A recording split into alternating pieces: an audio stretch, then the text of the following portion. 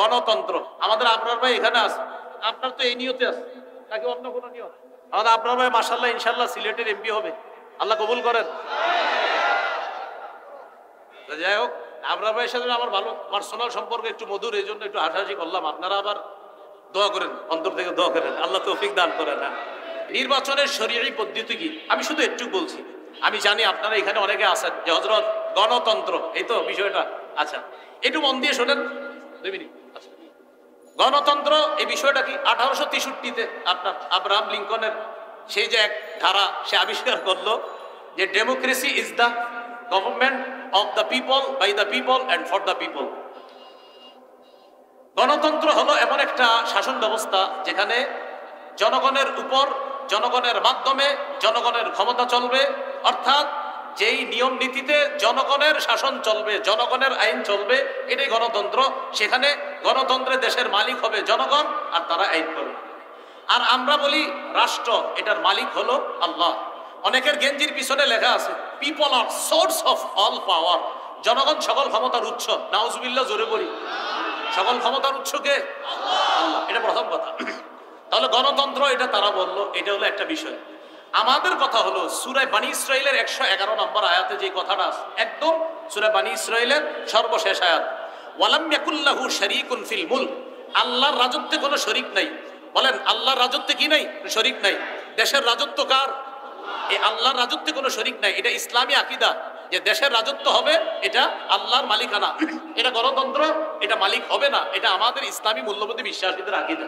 আচ্ছা, সূরা ইউসুফের 40 নম্বর আয়াতে আছে ইনিল হুকমু ইল্লা লিল্লাহ, বিচার ব্যবস্থা শুধুমাত্র আল্লাহর পক্ষ থেকে হবে, আল্লাহই বিধানদাতা, আল্লাহই বিধান করবে। কথা সঠিক। এটা হলো প্রথম কথা।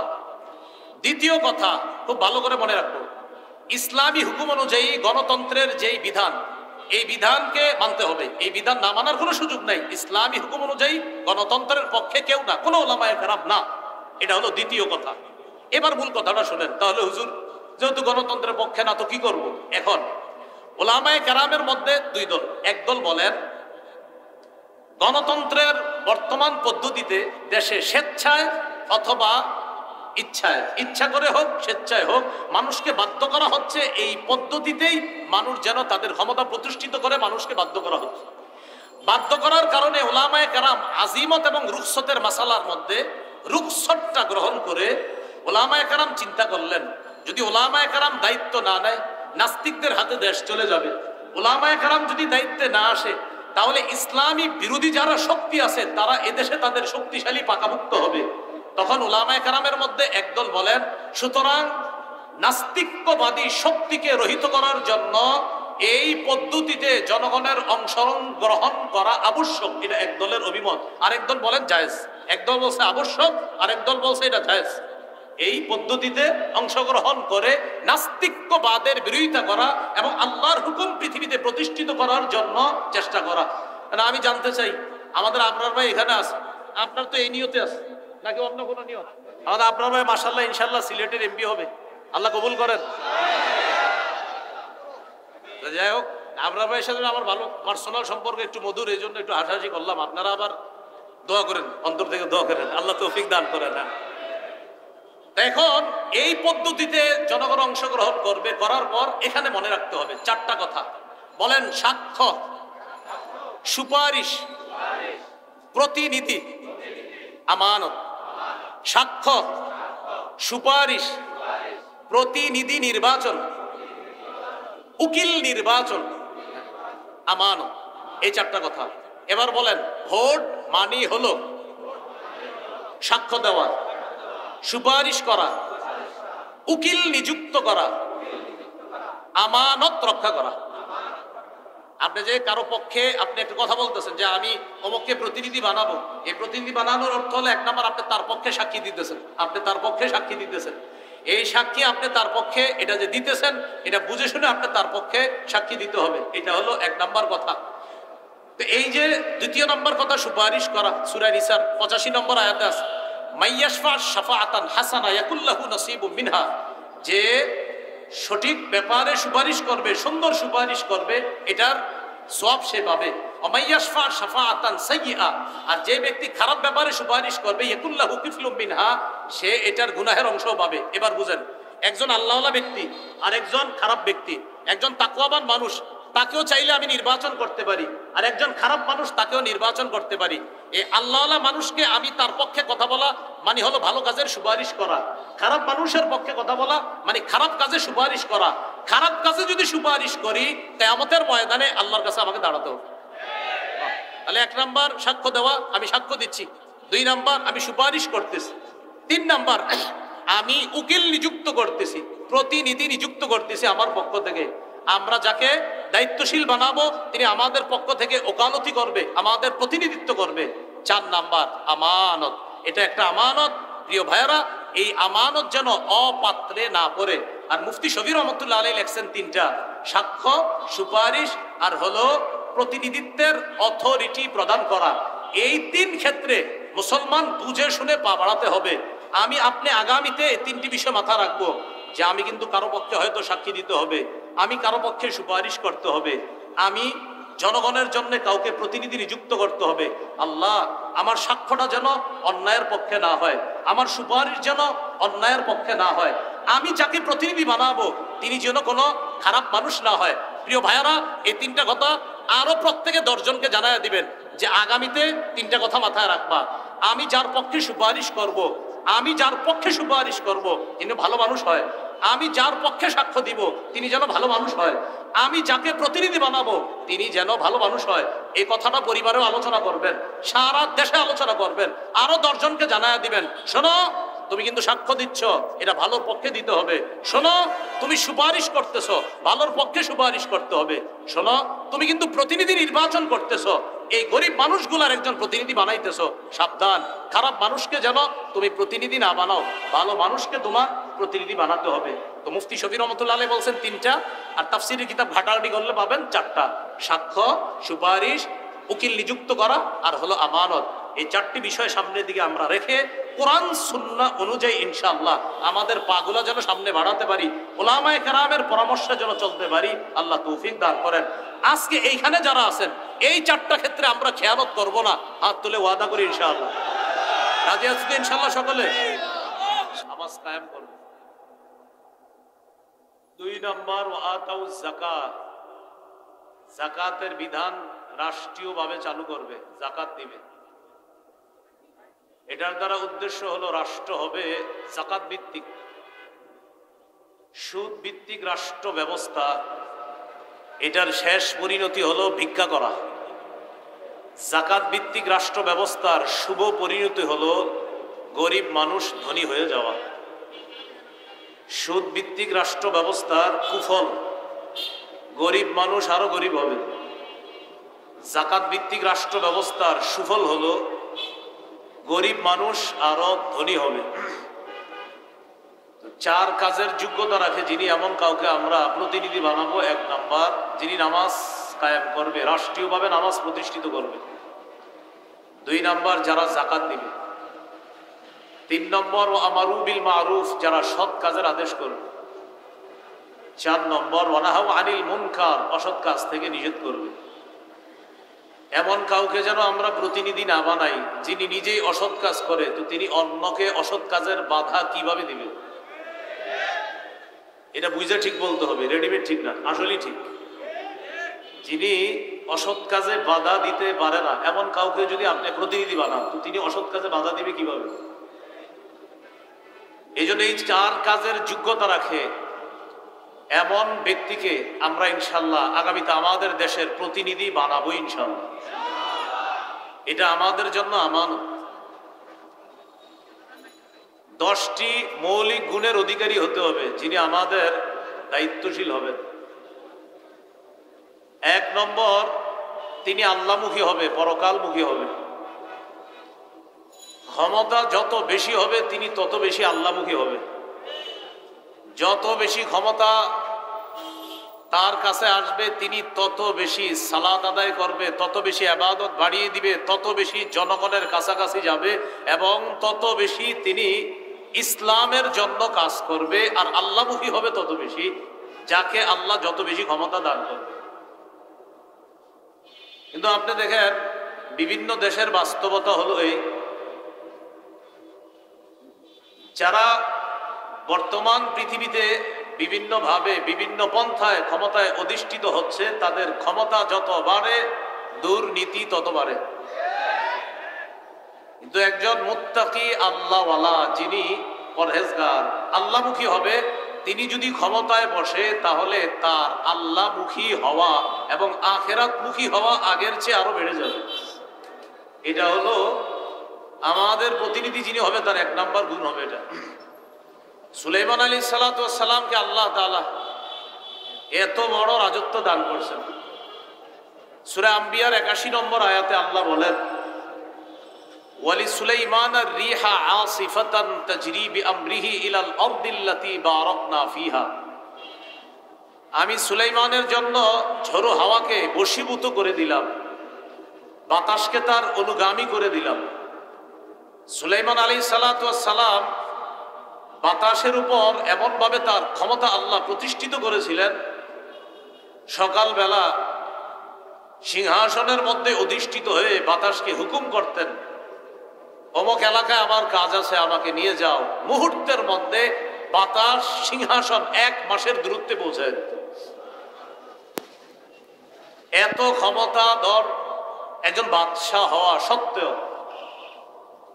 সূরা সাদের 30 নম্বর আয়াতে সুলাইমান নবীর ব্যাপারে আল্লাহ বলেন, ওয়া ওয়াহাবনা লিদাউদা সুলাইমান নি'মাল আবদু ইন্নাহু আওয়াব। আমি দাউদ নবীকে সুলাইমান নামে একটা পুত্র দান করলাম, আর এই সুলাইমান কেমন, ইন্নাহু আওয়াব, তিনি খুব বেশি আল্লাহর দিকে ঝুঁকে পড়ে, খুব বেশি আল্লাহমুখী হয়। আল্লাহ বলছেন আওয়াব, তিনি বারবার আল্লাহমুখী হয়। ক্ষমতা সুলাইমান নবী যত পেয়েছেন তিনি তত বেশি আল্লাহমুখী হয়েছেন। সূরা নামলের 15 থেকে 19 নম্বর আয়াত, লম্বা হিস্ট্রি। সুলাইমান আলাইহিস সালাতু ওয়াস সালাম বহর নিয়ে রওনা করলেন, পিঁপড়ার এলাকায় গেলেন। যাওয়ার পর যখন তিনি পিঁপড়ার এলাকায় নামবে, নামার পর তার সাথে বিশাল বাহিনী, তারাও সেখানে হাঁটবে।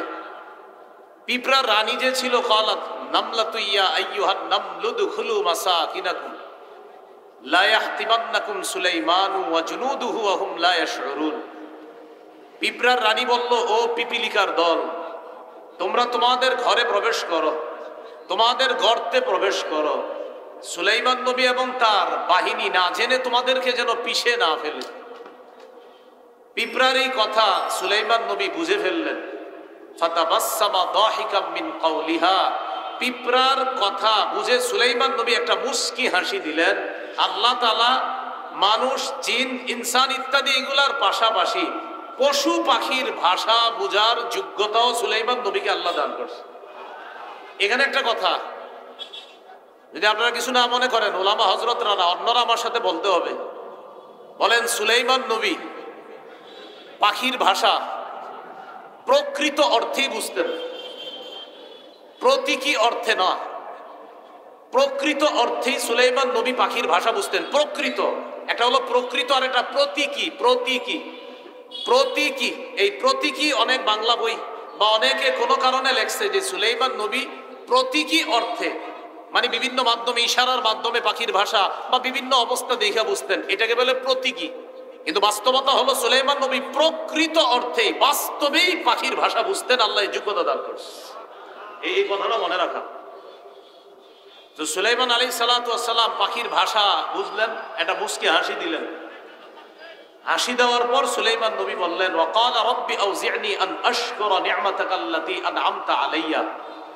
সুলাইমান নবী বললেন, আল্লাহ আপনি আমাকে তৌফিক দান করেন, আমাকে যে নিয়ামত দান করেছেন এই নিয়ামতের শুকরিয়া যেন আমি আদায় করতে পারি। অর্থাৎ আমি মানুষের উপর রাজত্ব করি, আমি জিনের উপর রাজত্ব করি, আমি পশু পাখির উপর রাজত্ব করি।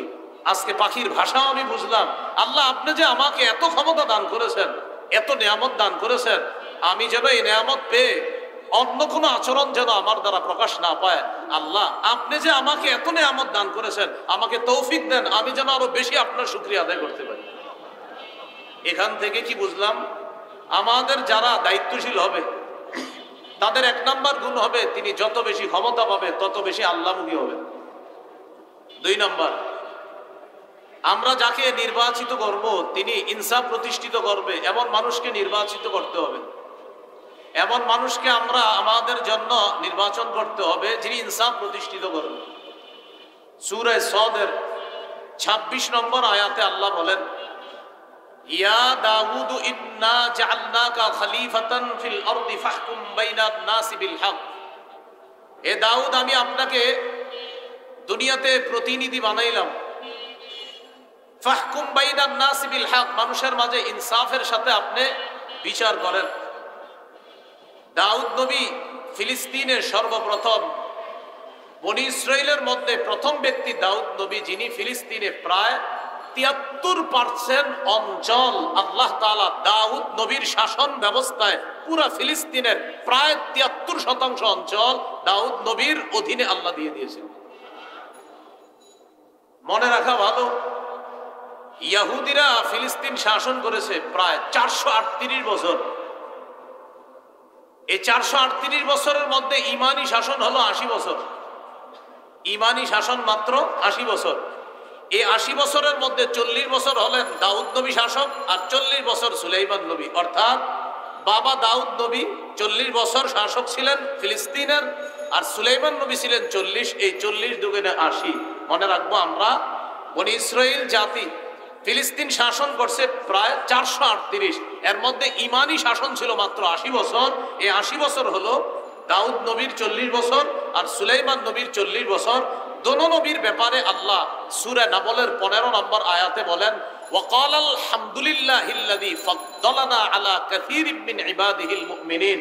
বাবা এবং সন্তান বলেছে, সমস্ত প্রশংসা আল্লাহর, যে আল্লাহ আমাদেরকে পৃথিবীতে তার অনেক মুমিন বান্দাদের উপর শ্রেষ্ঠত্ব দান করেছেন। দাউদ নবী ক্ষমতা পেয়ে প্রশংসা করলো কার? সুলাইমান নবী ক্ষমতা পেয়ে প্রশংসা করলো কার? তো দাউদ নবীকে আল্লাহ বলছেন, দাউদ ফাহকুম বাইনান নাসি বিল হক, আপনি মানুষের মাঝে ইনসাফের সাথে ফয়সালা করবেন, বিচার করবেন। এটা হলো আমাদের যিনি প্রতিনিধি হবে তার ২ নম্বর গুণ হবে এটা। সহিহ বুখারীর বর্ণনা ৬৭৮৮ নম্বর হাদিস। এই হাদিস লিখে রাখার মতো, মনে রাখার মতো, গর্ব করে সারা পৃথিবীতে বলার মতো। মক্কার আরবের একটা গোত্র আছে নাম মাকজুমি গোত্র। এই গোত্রের এক নারী চুরি করছে, নাম হলো ফাতেমা। আমাদের নবীর কন্যার নাম কি? ফাতেমা। আর মক্কার এক সম্ভ্রান্ত বংশের এক নারী চুরি করছে, তার নামও কি? ফাতেমা। এই বিষয়টা কুরাইশদের বড় বড় নেতাদেরকে ভাবায়া তুলল। চুরির বিচার হলো হাত কাটা। এখন তো এই সম্ভ্রান্ত বংশীয় নারী ফাতেমার হাত কাটা হবে। নবীর কাছে বলে দেখি একটু বিচারটা শিথিল করা যায় কিনা। নাউজুবিল্লাহ পড়েন। বড় বড় সাহাবীদেরকে এই বিষয়টা জানাইল। জানানোর পর সাহাবায়ে কেরাম চিন্তা করলো, নবীর কাছে এই ব্যাপারে কে কথা বলতে পারে। হাদিসের ভাষ্য হলো, মাইয়াশতারি আলাইহি ইল্লা উসামা ইবনে যায়েদ হিব্বু রাসূলিল্লাহ সাল্লাল্লাহু আলাইহি ওয়াসাল্লাম। আল্লাহ রাসূল তার নাতি উসামা ইবনে যায়েদ, মানে পালক পুত্র যায়েদ ইবনে হারেসার সন্তান উসামা, এই উসামাকে নবী খুব ভালোবাসতেন।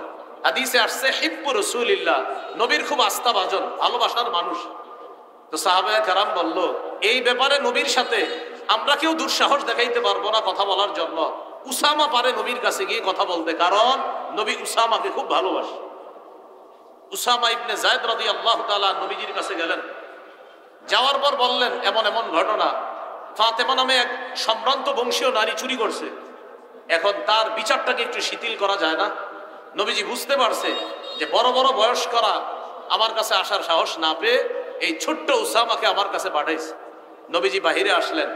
আসার পর একটা ভাষণ দিয়ে বললেন, শোনো, ওই রবের কসম যার হাতে আমার জান, আল্লাহর কসম, লাউ আন্না ফাতিমাতা বিনতা মুহাম্মাদিন সারাকাত লাকাতা মুহাম্মাদুন ইয়াদাহা।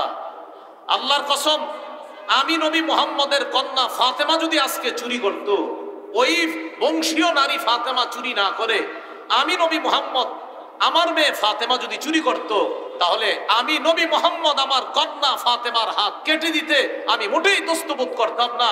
আল্লাহর বিধান আমার কন্যার উপরে আমি প্রয়োগ করতাম।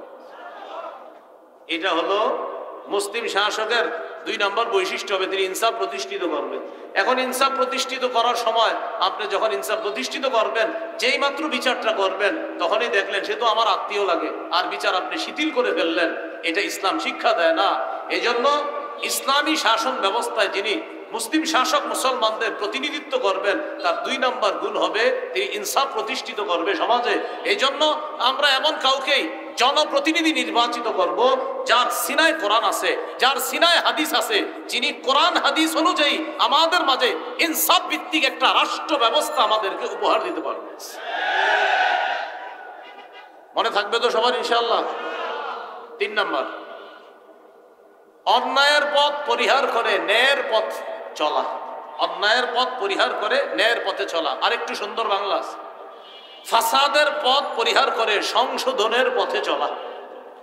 ফাসাদের আরবি হলো ইফসাদ, মানে ফাসাদ সৃষ্টি করা, আর সংশোধন করার আরবি হলো ইসলাহ। যিনি আমাদের প্রতিনিধি হবে তার 3 নম্বর বৈশিষ্ট্য হবে তিনি ইফসাদের পথ পরিহার করে ইসলাহের পথে চলবে। সূরা আরাফের 142 নম্বর আয়াত। মুসা আলাইহিস সালাতু ওয়াস সালামকে আল্লাহ ডাকলেন তাওরাত কিতাব দেওয়ার জন্য। মুসা নবী যখন তাওরাত কিতাব আনতে গেলেন, তার ভাই হারুন নবীকে তিনি তার প্রতিনিধি বানিয়ে গেলেন। ওয়াকালা মুসা লিআখিহি হারুন আখলুফনি ফি কওমি ওয়া আসলিহ ওয়া লা তাত্তাবি' সাবিলাল মুফসিদিন।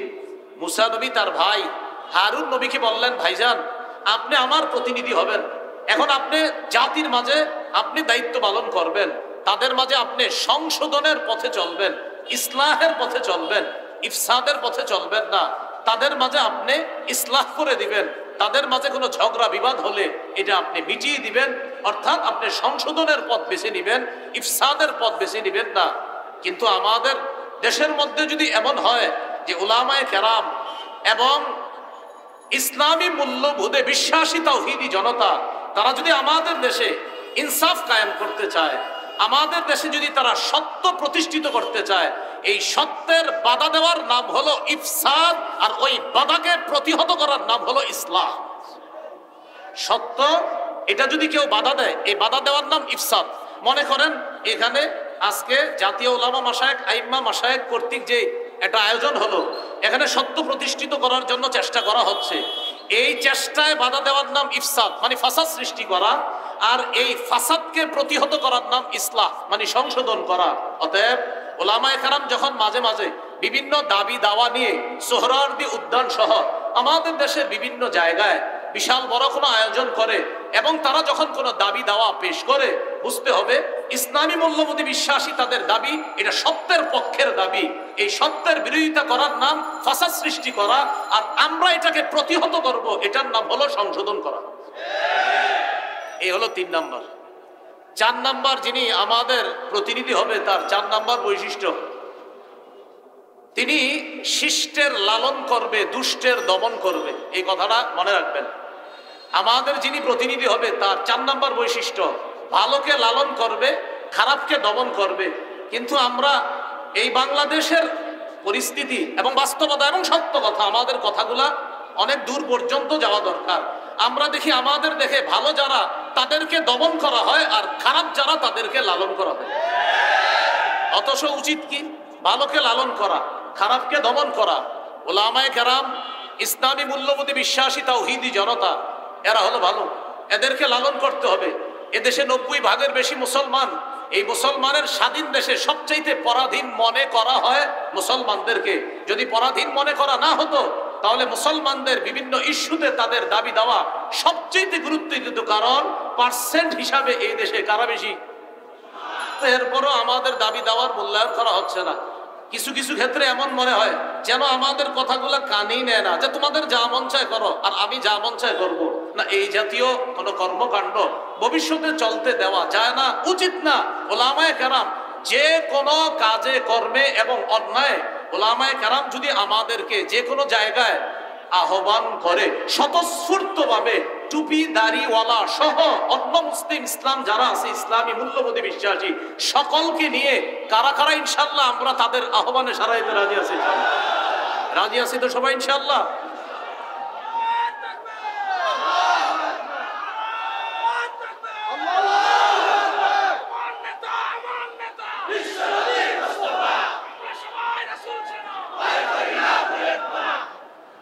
চার নাম্বার বৈশিষ্ট্য, শিষ্টের লালন, দুষ্টের দমন। আয়াতগুলা বলছি না, আমি শুধু নাম্বারটা বলে দেই। সূরা কাহফ 83 থেকে 91 নম্বর আয়াত পর্যন্ত জুলকরনাইন বাদশার একটা ঐতিহাসিক সফর সম্পর্কে আল্লাহ আলোচনা করেছে। সেটা হলো পৃথিবীর একদম পশ্চিম প্রান্তে তিনি একটা সফর করছে, যেখানে সূর্য অস্ত যায়। সেখানে গিয়ে দেখলেন এক জাতি, এই জাতি আল্লাহ বিশ্বাস করে না, তারা জুলুম করে। আল্লাহ তাদের ব্যাপারে জুলকরনাইন বাদশাকে বললেন, তাদের উপরেও আপনার ক্ষমতা আমি প্রতিষ্ঠিত করলাম, এখন তাদের ব্যাপারে আপনাকে দুইটা অপশন দিলাম, ইম্মা আন তাত্তাখিযা ফীহিম হুসনা ইম্মা আন তুআযযিবা ওয়া ইম্মা আন তাত্তাখিযা ফীহিম হুসনা। হয়তো তাদেরকে শাস্তি দিবেন, না হয় তাদের ব্যাপারে আপনি ভালো কোনো পন্থা অবলম্বন করবেন। জুলকরনাইন জবাব দিলেন, আল্লাহ আমি তাদের ব্যাপারে দুইটার যে কোনো একটা গ্রহণ করব। আম্মা মান যালামা ফাসাউফা নুআযযিবুহু, যারা জুলুম করবে আমি দাওয়াত দেওয়ার পরেও আমি তাদেরকে শাস্তি দিব। ওয়া আম্মা মান আমানা ওয়া আমিলা সালিহা ফালাহু জাযাআনিল হুসনা, আর যারা ভালো করবে তাদের জন্য উত্তম প্রতিদান রয়েছে। দেখেন বিষয়টা, জুলকরনাইন বললেন, আল্লাহ তাদের ব্যাপারে আমার দুইটা ফয়সালা, যারা জালেম হবে তাদেরকে আমি দমন করব, আর যারা আমার কথা শুনে ভালো করবে তাদেরকে আমি লালন করব, তাদের সাথে উত্তম ব্যবহার করব। তাহলে 4 নাম্বার শিখলাম, আমাদের প্রতিনিধি যিনি হবেন তিনি শিষ্টের লালন, ভালোকে লালন করবে, দুষ্টকে দমন করবে। মুসলিম শাসক বা আমাদের প্রতিনিধি যিনি হবেন তার 5 নম্বর বৈশিষ্ট্য, আমরা যাকে বানাবো তিনি কি হবেন? জনগণের জন্য অকাতরে বিলিয়ে দেওয়ার যোগ্যতা থাকবে। বলেন তো কি থাকবে? জনগণের জন্য অকাতরে বিলিয়ে দিতে হবে, এটা 5 নম্বর বৈশিষ্ট্য। জুলকরনাইন বাদশা সম্পর্কে আল্লাহ তাআলা বলেছেন সূরা কাহফের 91 থেকে 93 থেকে 97 নম্বর আয়াত পর্যন্ত আল্লাহ বলেছেন জুলকরনাইন বাদশার আরেকটা সফর সম্পর্কে আল্লাহ তাআলা আলোচনা করেছেন। সেই সফরটা হলো উনি পৃথিবীর উত্তর দিকে সফর করেছেন। এটা কিন্তু আল্লাহ কোরআনে বলে নাই উত্তর, আল্লাহ দিকের কথা বলছে দুইটা, একটা সফর পূর্ব দিকে আর একটা পশ্চিম দিকে, এই দুইটা বলছে। আরেকটা সফরের কথা বলছে আল্লাহ, কিন্তু সফরটা কোন দিকে করছে এটা বলে নাই। তবে মুফাসসিরিনে কেরাম গবেষণা করে বলেন জুলকরনাইনের আরেকটা সফর হয়েছে উত্তর দিকে, রাশিয়ার দিকে, এটা মুফাসসিরিনে কেরামের অভিমত। সেখানে গেলেন, যাওয়ার পর দেখে এক জাতি যারা জুলকরনাইন বাদশার কথা বুঝে না, লা ইয়াকাদুনা ইয়াফকাহুনা কাওলা, ভাষা বুঝে না। তো জুলকরনাইন বাদশা তাদের সাথে কথা বলার জন্য দুভাষী নিযুক্ত করলেন, অথবা তাদের সাথে ইশারায় কথা বললেন। তারা জুলকরনাইনকে বলল, বাদশা আপনার কাছে আমাদের একটা দাবি আছে। কি দাবি? এই পাহাড়ের পিছনে দুইটা জাতি আছে, একটা ইয়াজুজ আর একটা মাজুজ। এরা রাতের বেলা আমাদের বাড়িতে এসে লুটতরাজ করে, ডাকাতি করে, আমাদের ধন সম্পদ ছিনিয়ে নেয়। আপনি যদি এই দুই পাহাড়ের মাঝখানে ফাঁকা জায়গাটা বন্ধ করে দেন, তাহলে তাদের এই দুর্নীতি থেকে, তাদের এই লুটতরাজ থেকে আমরা বেঁচে যাব। এই কথা বলার পর জাতি বলল, ও বাদশা প্রয়োজনে যদি কিছু টাকা পয়সা লাগে টাকা পয়সা আমরা দিব। কারা বলল? জাতি বলল বাদশাকে। বাদশা জুলকরনাইন বললেন, আমার টাকা পয়সা লাগবে না, আল্লাহ আমাকে যা দিয়েছে মা মাক্কান্নি ফিহি খায়র, আল্লাহ আমাকে যে ক্ষমতা দিয়েছে এটা অনেক উত্তম।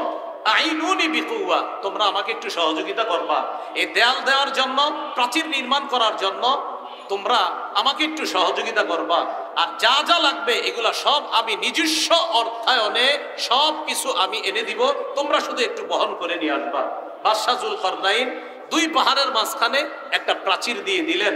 তো জনগণের জন্য অকাতরে বিলিয়ে দেওয়া, এটা মুসলিম শাসকের 5 নাম্বার বৈশিষ্ট্য হবে। বিষয়টি যেন এমন না হয় কথার কথা আপনি লাইনের গ্যাস বন্ধ করে দিলেন, একটা কথার কথা, আমাদের দেশ গ্যাসের গনি না, এখন আপনি লাইনের গ্যাস বন্ধ করে দিয়ে বোতলের গ্যাস চালু করলেন, চালু করার পরে এটার দাম নির্ধারণ করলেন 600 টাকা, কিন্তু বাজারে আসলো 1400-1500 টাকা, এমনি বলতেছি কথার কথা। তো ভাই 1500 কিভাবে হলো? 600 হলো মূল দাম, এরপরে 1 টাকা পায় অমুকে, আরেক টাকা অমুকে, আরেক টাকা তমুকে, এইভাবে অমুকে আর তুমুকে যারা পায় আর যারা নেয়, এই জাতীয় কাউকে যদি আবার প্রতিনিধি নির্বাচন করা হয় তাহলে রডের পরিবর্তে আবারও বাঁশ পাওয়া যাবে। মাথায় রাখতে হবে, বাস্তব।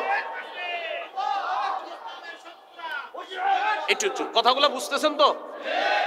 তাহলে 5 নাম্বার, জনগণের জন্য অকাতরে বিলিয়ে দিবে, এটা 5 নাম্বার বৈশিষ্ট্য, আমরা যাকে প্রতিনিধি নির্বাচন করব। 6 নাম্বার বৈশিষ্ট্য, প্রতিনিধি যিনি হবে আমাদের, তিনি কিছু করতে পেরে বলবে আলহামদুলিল্লাহ এটা আমার রবের দয়া, এটা বলবে। যিনি করতে পারবে বাস, তিনি কোনো অহংকার করবে না, মানে কিছু করার পরে বলবে আমি এই করলাম সেই করলাম, মানে আপনি আপনার বাপের টাকা দিয়ে করছেন তো আমাদের টাকা দিয়ে করছেন, এগুলা বলা যাবে না যে আমি এত কিছু করছি, এগুলা বলা যাবে না। বলতে হবে আল্লাহ আমারে তৌফিক দিয়েছে তাই আমি করেছি, এটা বলতে হবে। যদি কেউ কিছু করার পর বলে আমি এটা করেছি সেটা করেছি, এই কথাগুলা অহংকার প্রকাশ পাবে। আর অহংকার যখন প্রকাশ পাবে তখন পতন এমন ভাবে হবে, যার পতন হবে তিনি নিজেও বুঝবে না কিভাবে পতন হয়ে যাবে। খুব সাবধান, আল্লাহ আমাদেরকে হেফাজত করে। তো 6 নাম্বার, প্রতিনিধি কিছু করতে পেরে তিনি কার শুকরিয়া আদায় করবেন? আল্লাহ, যে আল্লাহ দিয়েছে। সূরা কাহফের 98 নম্বর আয়াতে আছে, যুলকরনাইন ওই দেয়াল করে দেওয়ার পর বলছে হাদা রাহমাতুম মির রব্বি, এটা আমার রবের অনুগ্রহ, দয়া, আমার রব দয়া করছে তাই তোমাদের জন্য কিছু করতে পারছে। আমরা যাকে প্রতিনিধি নির্বাচন করব তার 7 নাম্বার বৈশিষ্ট্য, তিনি রক্ষণাবেক্ষণ এবং অর্থনীতিতে পারদর্শী হতে হবে। রক্ষণাবেক্ষণ এবং অর্থনীতি। আমাদের উপর একটা অভিযোগ উঠেছিল যে ওলামায়ে কেরাম কি অর্থনীতি বুঝে? এরকম মাওলানা হওয়ার 2 বছর আগে আমাদের কওমি মাদ্রাসার ছাত্ররা অর্থনীতির ব্যাপারে পোকা হয়ে যায়। অর্থনীতি শুধু বুঝে না, মাওলানা হওয়ারও 2 বছর আগে আমাদের কওমি মাদ্রাসার ছাত্রদেরকে অর্থনীতি খাওয়ায়া দেওয়া হয়। হ্যাঁ, আমরা একটা অর্থনীতি, সেটা হলো এটার বিরোধিতা করি, এই জন্য মনে করে আমরা বুঝি না। সেটা কি? সুদ ভিত্তিক অর্থনীতির বিরোধিতা আমরা করি। এই জন্য যারা সুদ ভিত্তিক অর্থ ব্যবস্থা চায় তারাই বলে যে ওলামায়ে কেরাম অর্থনীতি বুঝে না। কারণ ওলামায়ে কেরাম যাকাত ভিত্তিক অর্থনীতি বুঝে, আর সুদ ভিত্তিক অর্থনীতি এটা জাহান্নামী। এটা বলার কারণে একদল মানুষ আমাদেরকে অভিযুক্ত করে যে আলেমরা অর্থনীতি বুঝে না। আসলে বিষয়টা এমন না, আলেমরা অর্থনীতি শুধু বুঝে না, ওলামায়ে কেরাম অর্থনীতি পড়ানোর যোগ্যতা রাখে। এই কথাটা 7 নাম্বার, রক্ষণাবেক্ষণ এবং অর্থনীতিতে পারদর্শী। ইউসুফ আলাইহিস সালামের ব্যাপারে আছে সূরা ইউসুফের 55 নম্বর আয়াত। ইউসুফ নবী যখন দেখলেন যে এই দেশে যদি খাদ্য ভাণ্ডারের দায়িত্ব আমি না নেই তাহলে জালেমরা খাবার শেষ করে ফেলবে, ইউসুফ নবী নিজেই দায়িত্ব চেয়ে নিলেন। ইজআলনি আলা খাজাইনিল আরদ, আমাকে খাদ্য ভাণ্ডারের দায়িত্ব দেন। ইউসুফ নবী বললেন, এখান থেকে একটা বিষয় বুঝে আসে, বুখারীতে আছে লা তাসআলিল ইমারা, দায়িত্ব চেয়ে নিও না। আর কোরআনে দেখলাম আমরা ইউসুফ নবী বলতেছে আমাকে দায়িত্ব দেন। বুখারীতে আছে দায়িত্ব চেয়ে নিও না, আর সূরা ইউসুফের মধ্যে ইউসুফ নবী দায়িত্ব চেয়ে নিচ্ছে। এটার উত্তর হলো, যখন যোগ্য ব্যক্তি দায়িত্বে থাকবে তখন আমার আপনার দায়িত্ব চেয়ে নেওয়া দরকার নাই। আর অযোগ্য ব্যক্তিতে যখন দেশের দায়িত্বের জায়গাগুলো ভরপুর হয়ে যাবে, যোগ্য ব্যক্তিরা তখন ওই দায়িত্ব চেয়ে নিবে, যেভাবে হোক সঠিক পন্থায় ওই দায়িত্ব চেয়ে নিয়ে সেখানে যোগ্য ব্যক্তিরা বসতে হবে। বুঝে আসছে তো? বুখারীতে আসছে দায়িত্ব চেয়েও না। চেয়েও না মানে যোগ্যরা থাকলে তোমার চাওয়া দরকার নাই। আর সূরা ইউসুফে কি আসছে? অযোগ্যরা যখন দায়িত্বে থাকবে তখন যোগ্যরা দায়িত্ব চেয়ে নিতে হবে। 8 নাম্বার, আমাদের প্রতিনিধি যিনি হবেন তিনি ঘুষ গ্রহণ করবে না। এটা 2 বার জোরে বলেন, জোরে বলেন সবাই। কি 2 বার কি গ্রহণ করবে না? আবার বলেন, কি গ্রহণ করবে না? এটা এরকম লোক আমরা প্রতিনিধি বানাতে হবে। সূরা নামলের 35-36 নম্বর আয়াত। রানী বিলকিস সুলাইমান নবীর কাছে হাদিয়া পাঠাইছে। হাদিয়া কেন পাঠাইছে? তাফসীরের কিতাবে আসছে।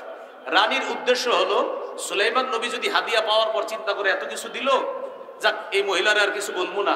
তো রানীর উদ্দেশ্য হলো সুলাইমান নবী তার রাজত্ব নিয়ে থাকবে আর আমি আমার রাজত্বে আমি রানীগিরি করব। এই জন্য হাদিয়া পাঠাইছে। সূরা নামলের 35-36 নম্বর আয়াতে আছে। তো রানীর ওই কথাগুলো সেখানে আছে, দেখবেন খুব সুন্দরভাবে। ইন্নী মুরসিলাতুন ইলাইহিম বিহাদিয়্যা ফানাযিরাতুন বিমা ইয়ারজিউল মুরসালুন, আমি তার কাছে উপঢৌকন পাঠাবো, দেখি হাদিয়া পাঠানোর পর তার রিয়াকশনটা কি হয় দেখবো। তো রানীর উদ্দেশ্য হলো যদি হাদিয়া গ্রহণ করে তাহলে বুঝবো যাক উনি ওনার রাজত্ব নিয়ে থাকবে, আমি আমারটা। আসলে রানীর উদ্দেশ্য সেটা হাদিয়া ছিল না, হাদিয়ার নামে ঘোষ পাঠানো ছিল। এই জন্য ঘোষ কাকে বলে? একটা হলো হাদিয়া, আর একটা ঘোষ। ঘোষ মানি ভাই ভালো আছেন আপনি? ঠিক আছেন তো? এই ঠিক আছেন তো মানে আপনি কিছু করেন না, আপনি আপনার জায়গায় থাকেন, আমার জায়গায় রাখেন, আমি এই এলাকাটা দেখভাল করবো। আর আপনার এটারে হাদিয়া, এটা ঘোষ, এটা হলো ঘোষ, এটা ঘোষ, এটা হাদিয়া না, এটা উপহার না। দিয়ে বলে কি বাসায় কিছু নিয়ে যায়, কিছু খায়েন। তাহলে আমি কি করবো? আর না কিছু খায় না, আর আমার জিনিসটা একটু খেয়াল রাখেন। এই যে খেয়াল রাখেন বলাটা, তখন আর এটা হাদিয়া না, এটা ঘোষ হয়ে যায়। 8 নাম্বার। 9 নাম্বার, আমরা যাকে প্রতিনিধি নির্বাচন করব তিনি আমানতদার হবে। কি হবে ভাই? আমানতদার হবে। সূরা নিসা 58 নম্বর আয়াতে আল্লাহ বলেন, ইন্নাল্লাহা ইয়া'মুরুকুম আন তু'আদ্দুল আমানাতি ইলা আহলিহা, আল্লাহ তোমাদেরকে আদেশ করেন তোমরা আমানত যথাযথ জায়গায় পৌঁছে দাও। সহিহ বুখারীর বর্ণনা, রাসূলুল্লাহ সাল্লাল্লাহু আলাইহি সাল্লামকে প্রশ্ন করা হলো, হুজুর কিয়ামত কবে? নবীজি সাল্লাল্লাহু আলাইহি সাল্লাম বললেন, ইদা ফুসিদাল আমরু ইলা গায়রি আহলি ফান্তাজিরিস সাআ, যখন দায়িত্ব অযোগ্য ব্যক্তিকে দেওয়া হবে তখন কিয়ামতের অপেক্ষা করো। এটা একটা বর্ণনা। আরেক বর্ণনায় রাসূল সাল্লাল্লাহু আলাইহি সাল্লাম বললেন, ইদা দুইয়াতিল আমানা ফান্তাজিরিস সাআ, যখন আমানত উঠিয়ে দেওয়া হবে, আমানত উঠিয়ে দেওয়া হবে তখন কিয়ামতের অপেক্ষা করো। সাহাবায়ে কেরাম প্রশ্ন করলেন, কাইফা ইদাআতুহা ইয়া রাসূলুল্লাহ, হুজুর আমানত কিভাবে উঠিয়ে নেওয়া হবে? নবী বললেন, ইদা উসনিদাল আমরু, আরেক বর্ণনা ইদা বুসিদাল আমরু ইলা গায়রি আহলি, যখন অযোগ্য ব্যক্তিকে দায়িত্ব দেওয়া হবে, এই অযোগ্যকে দায়িত্ব দেওয়া মানে আমানত উঠিয়ে নেওয়া। এখানে একটা বাংলা মনে রাখবেন, যোগ্য ব্যক্তিকে যোগ্যতার আসনে বসানো এটা আমাদের জন্য আমানত, আর যোগ্য ব্যক্তি যোগ্যতার আসনে বসে আমাদের অধিকারগুলা সংরক্ষণ করা এটা ওই দায়িত্বশীল ব্যক্তির জন্য আমানত। আবার বলছি, যোগ্য ব্যক্তিকে যোগ্যতার আসনে বসানো এটা আমাদের জন্য আমানত, আর তিনি ওই আসনে বসে আমাদের অধিকারগুলা যথাযথভাবে আদায় করা এটা তার জন্য আমানত। সর্বশেষ যিনি আমাদের প্রতিনিধি হবে তার গুণ হবে তিনি কোরআন সুন্নাহ অনুযায়ী বিচার করবে। সূরা মাইদা 48, সূরা মাইদা 49, সূরা মাইদা 50, এই আয়াতগুলোর মধ্যে আছে, ইন্না আনজালনা ইলাইকাল কিতাবা বিল হক, আমি আপনার কাছে কোরআন দিয়েছি, এই কোরআন এটা দিয়েছি, এটার মাধ্যমে আপনি বিচার করবেন। জাহিলিয়াত ইয়াবগুন, তারা কি জাহিলি আইন চায়? আমান আহসানু মিনাল্লাহি হুকমান, আল্লাহর চাইতে শ্রেষ্ঠ উত্তম বিচারক আর কে হতে পারে? এই জন্য আমরা যদি আমাদের বাংলাদেশে আল্লাহর আইন বাস্তবায়ন করতে চাই, আল্লাহর কসম সত্যি বলছি, আমাদের একজন যোগ্য, 4 কাজের যোগ্যতা রাখে, 10 গুণে মৌলিক গুণান্বিত এমন কোন ব্যক্তিকে আমাদের দেশের দায়িত্ব দিতে হবে, তাহলে ইনশাল্লাহ এদেশে সংসদ চলবে কোরআন অনুযায়ী, এদেশের বিভিন্ন পার্লামেন্ট চলবে কোরআন অনুযায়ী। আল্লাহর কসম আমরা স্বপ্ন দেখতেছি যে 90% মুসলমানের দেশ, এটা তো একটা স্বাভাবিক বিষয়, এদেশের সংসদ চলবে কোরআন অনুযায়ী, এদেশের বিচার ব্যবস্থা চলবে কোরআন অনুযায়ী। মানে এটা এমন কোনো কথা না যে হুজুর এটা কোনো কথা না, এটা তো সাধারণ কথা। 90% মুসলমানের দেশ, বলেন কি অনুযায়ী দেশ চলবে? সংসদ কি অনুযায়ী হবে? কোর্ট কি অনুযায়ী হবে? এটা তো একটা স্বাভাবিক বিষয়, মনে থাকবে তো ইনশাল্লাহ।